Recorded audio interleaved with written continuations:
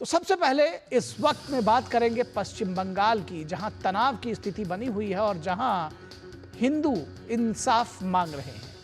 पश्चिम बंगाल में हिंसा के बाद तनाव की स्थिति बनी हुई है। मुर्शिदाबाद और मालदा में हिंसा और अत्याचार का शिकार हुए हिंदू परिवार अभी भी राहत शिविरों में रह रहे हैं। ममता बनर्जी और उनकी सरकार इस हिंसा के लिए बीएसएफ और बांग्लादेश को जिम्मेदार ठहरा रही हैं। साथ ही उनका यह भी कहना है कि यूपी और बिहार के लोगों ने यहां आकर हिंसा की है।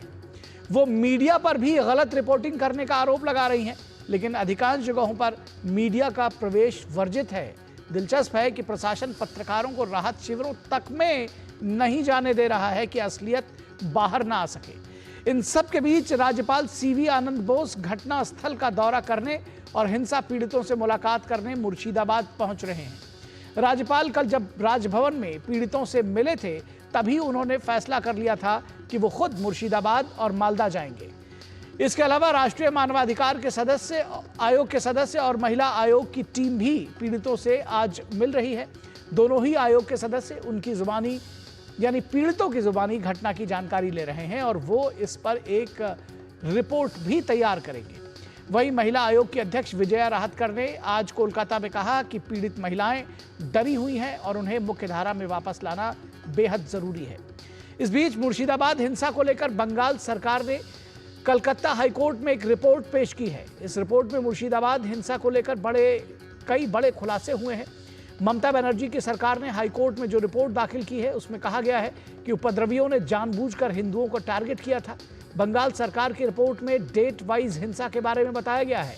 रिपोर्ट में कहा गया है कि पहले यह प्रदर्शन शांतिपूर्ण था, लेकिन 8 अप्रैल को जंगीपुर में करीब 8 से 10 हजार की संख्या में भीड़ जुट गई और उस दिन हिंसा में पुलिस की जान लेने की भी कोशिश की गई। 11 अप्रैल को रघुनाथगंज और शमशेरगंज में 5-5 हजार लोग जुटे और जमकर उपद्रव मचाया और 12 अप्रैल को उपद्रवियों ने हिंदुओं के घरों को टारगेट किया। वहीं कलकत्ता हाईकोर्ट ने मुर्शिदाबाद जिले में हिंसा से विस्थापित हुए लोगों की पहचान करने और उनके पुनर्वास के लिए 3 सदस्यीय समिति गठित करने का आदेश दिया है। इस समिति में राष्ट्रीय मानवाधिकार आयोग, पश्चिम बंगाल मानवाधिकार आयोग के एक अधिकारी के अलावा राज्य विधिक सेवा प्राधिकरण के सदस्य सचिव भी शामिल होंगे। उच्च न्यायालय ने समिति को विस्थापित व्यक्तियों की पहचान करने, पीड़ितों की संपत्तियों के हुए नुकसान का मूल्यांकन करने और दर्ज प्राथमिकियों का आंकड़ा एकत्र करने का निर्देश दिया है। इसके साथ ही मुर्शिदाबाद में केंद्रीय सशस्त्र पुलिस बल यानी सीपीएफ की जो तैनाती थी, उसके निर्देश के लिए 12 अप्रैल को दिया गया अदालत का अंतरिम आदेश जारी रहेगा, यानी कि अभी जो पैरामिलिट्री फोर्सेज हैं वो तैनात रहेगी। अदालत ने राज्य सरकार द्वारा गठित समिति और एसआईटी को 15 मई को अगली सुनवाई पर अपनी रिपोर्ट दाखिल करने का निर्देश दिया है।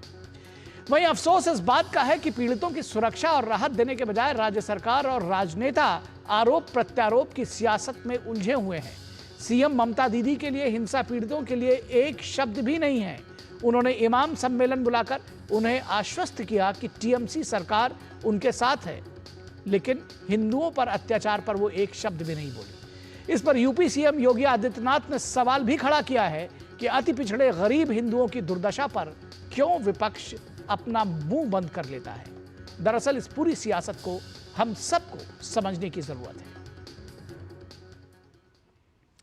तो इस सियासत को हम सबको समझने की जरूरत है और जैसा कि बताया कि राज्यपाल आज जो हिंसाग्रस्त मुर्शिदाबाद है वहां दौरा कर रहे हैं और मुर्शिदाबाद में हिंसा पीड़ित लोगों से मुलाकात के बाद प्लान ऑफ एक्शन के बारे में वो निर्णय लेंगे, ऐसा राज्यपाल ने कहा है। क्या कुछ कहा उन्होंने, आइए आपको सुनाते हैं। Of death, if I may say so, that is going on wantonly on the streets of Bengal in many places. This kind of cult of violence can never be tolerated at all. We should have a concerted effort at this. All stakeholders have to come together.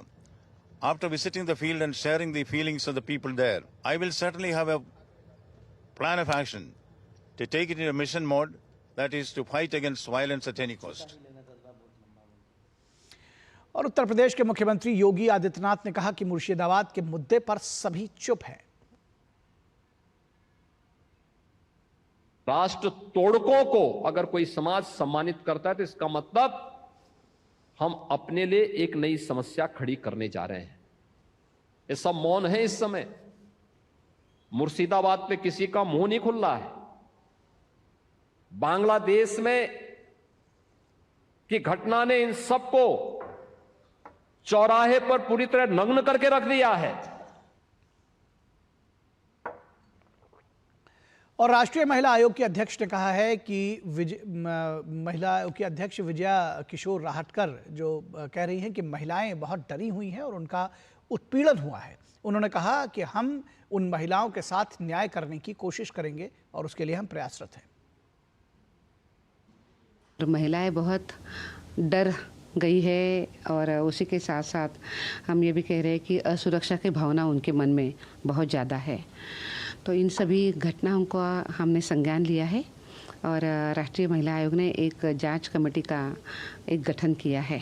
उन सभी महिलाओं को जो अभी वहाँ से पीड़ित भी है, तकलीफ़ में है, ऐसे उन सभी महिलाओं को मैं मिलने वाली हूँ, उनके साथ बात करने वाली हूँ।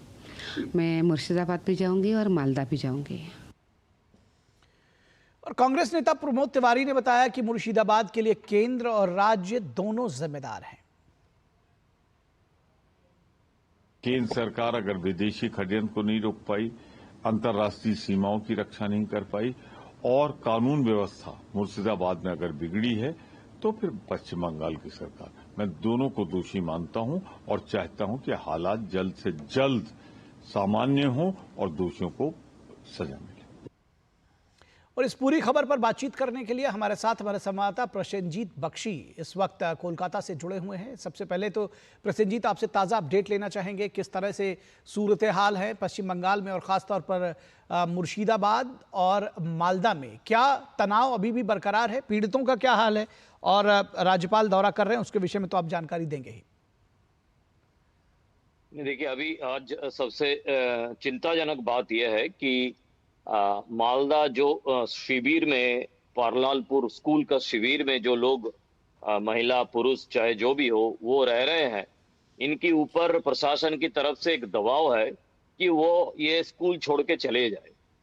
थोड़ी देर पहले वहाँ इलाका की तीन वीडियो, आसपास की इलाका की तीन ब्लॉक डेवलपमेंट ऑफिसर पुलिस लेके पहुंचे और महिलाओं के ऊपर एक दबाव डालने की कोशिश किया कि आप यहाँ से चले जाए। कहाँ जाए, कैसे जाए, क्या करे आगे जाके, इसका कोई समाधान नहीं है उनके पास।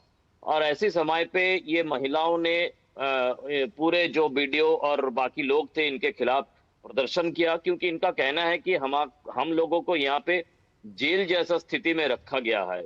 ये सही है, मैं कल से बोलने की कोशिश कर रहा था कि पत्रकारों को मिलने नहीं दिया जा रहा है, जो वहां पे रिलीफ लेके पहुंचने की कोशिश कर रहा है उनको पहुंचने नहीं दिया जा रहा है। तो ऐसे स्थिति में और भी डर गई हैं महिलाएं और बच्चे लेकर जो यहाँ पे है या जो भी पुरुष है सब लोग, क्योंकि उनको समझ में नहीं आ रहा है कि दीवार के उस पार क्या हो रहा है। हमको अगर यहाँ से निकाल के ले जाया जाए तो हम जाएंगे कहाँ? क्योंकि जो गांव को छोड़ के आए हैं उनको पता है कि उस गांव में उनका घर पूरी तरह से तहस नहस हो गया है, जला दिया गया, तोड़ा गया है। उनका माने एक चावल खाने के लिए एक थाली भी बचा हुआ नहीं है। तो ऐसी स्थिति में अगर इस तरह से प्रशासन की तरफ से दबाव डाला जाए तो ये स्वाभाविक है कि सब लोग गुस्से में प्रशासन के खिलाफ अपना आक्रोश दिखाने की काम कर रही हैं। तो लेकिन ये काफी खतरनाक है और हमें पता नहीं कि रात के अंधेरे में क्या हो जाएगा। या इस तरह से जब वहां से पत्रकार लोग, कोई लोग मालदा में रात को रुक रहे हैं, कोई लोग मुर्शिदाबाद में रात को रुक रहे हैं, तो अपने अपने जगह पे जब चले जाएंगे उसके बाद क्या होगा। इसीलिए ये महिलाओं ने जोर करके अपना जो ऐतराज है वो जता रही हैं और जितना दूर हो सके हम भी वो खबर को पूरे देश के सामने रखने की कोशिश कर रहा हूं कि प्रदेश की सरकार, ये तृणमूल कांग्रेस की सरकार की तरफ से इन महिलाओं के ऊपर और बाकी लोगों के ऊपर जो त्राण शिविर में है, इनको दबाव दिया जा रहा है कि वो कहीं भी चले जाए, यहाँ पे ना रहे। निखिल। हाँ, और जिस तरह से अदालत ने इस पर संज्ञान लिया है, एक कमेटी भी गठित की है, किस तरह से लगातार जो आम लोग हैं उनमें भी गुस्सा है, क्या कुछ जानकारी इस विषय में देंगे? देखिए, इसमें अदालत ने संज्ञान लिया है और कमेटी भी बनाया गया है। जो हम लोग डीडी न्यूज में बार बार कह रहे हैं कि जो उपद्रव होना था वो फिलहाल हो गया है। जी। आगे जाके क्या होगा क्या नहीं होगा किसी को पता नहीं, लेकिन जिस तरह से सरकार की तरफ से बताया जा रहा है कि स्थिति सामान्य है, सामान्य नहीं है, क्योंकि ये जब तक अपने घर वापस नहीं जा सकते, इसीलिए अदालत ने भी ये कहा कल कि ये जो विस्थापित लोग हैं वो अपने जगह पे अपने पसंदीदा स्थिति में फिर वापस जाए, ये काफी जरूरी है।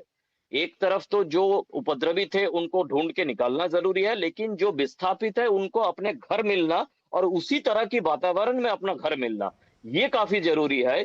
तो इसीलिए अदालत की तरफ से 3 लोगों की एक कमेटी बनाया गया है। लेकिन मुश्किल इस बात की है कि जो इनका घर करीब 130 घर एक ही जगह पे वो शमशेरगंज की धुलियन के इलाके में चुन चुन के हिंदुओं का तोड़ा गया है और आगजनी किया गया है और उनका घर का जितने सारे संपत्ति है सब नष्ट कर दिया गया। अब इनको वापस अगर लाना है तो इनका जो प्रदेश सरकार की तरफ से उनको मदद मिलना चाहिए, प्रदेश सरकार की तरफ से इस कमेटी को मदद करना चाहिए, इन लोगों का लिस्टिंग करना चाहिए कौन है क्या नहीं है। ऊपर से प्रदेश की सरकार की तरफ से इनको किसी ना किसी तरह वो शिविर से भगा देने की काम किया जा रहा है। तो इसीलिए कोर्ट ने काफी चिंता जताया कल ने लिखिल। जी, निश्चित तौर पर तो ये चिंताजनक है, क्योंकि राहत देने के बजाय अगर उनको भगाया जा रहा है, और जब कहते हैं कि अगर खेत ही मेड़ को खाने लगे तो आखिर कहाँ जाएगा व्यक्ति। फिलहाल बहुत शुक्रिया इस तमाम बातचीत और जानकारी के लिए प्रसेनजीत। तो निश्चित तौर पर पश्चिम बंगाल में स्थितियां बहुत खराब है। राज्यपाल, मानवाधिकार आयोग और महिला आयोग आज जो प्रभावित क्षेत्र है वहां का दौरा कर रहे हैं, जो राहत शिविर है वहां का दौरा कर रहे हैं। और जिस तरह से हमारे संवाददाता ने बताया कि राहत शिविरों में भी जो स्कूल है उनको भी पीड़ितों से जल्द खाली कराने की कोशिश की जा रही है। तो स्थितियां कितनी विकट हैं इस बात को समझा जा सकता है। रुकेंगे एक छोटे से ब्रेक के लिए। ब्रेक के बाद जब वापस लौटेंगे तो चर्चा करेंगे कि संसद से पारित नया वक्फ एक्ट को लेकर जो सड़क से लेकर सुप्रीम कोर्ट तक जिसको लेकर लोग पहुंचे हुए हैं और हंगामा बरपा है, आखिर कौन कौन सा ऐसा एजेंडा है, कौन कौन सी ऐसी चीजें हैं जिसको लेकर लोगों को मिसगाइड किया जा रहा है। इस पर हम विस्तार से विशेष चर्चा भी करेंगे।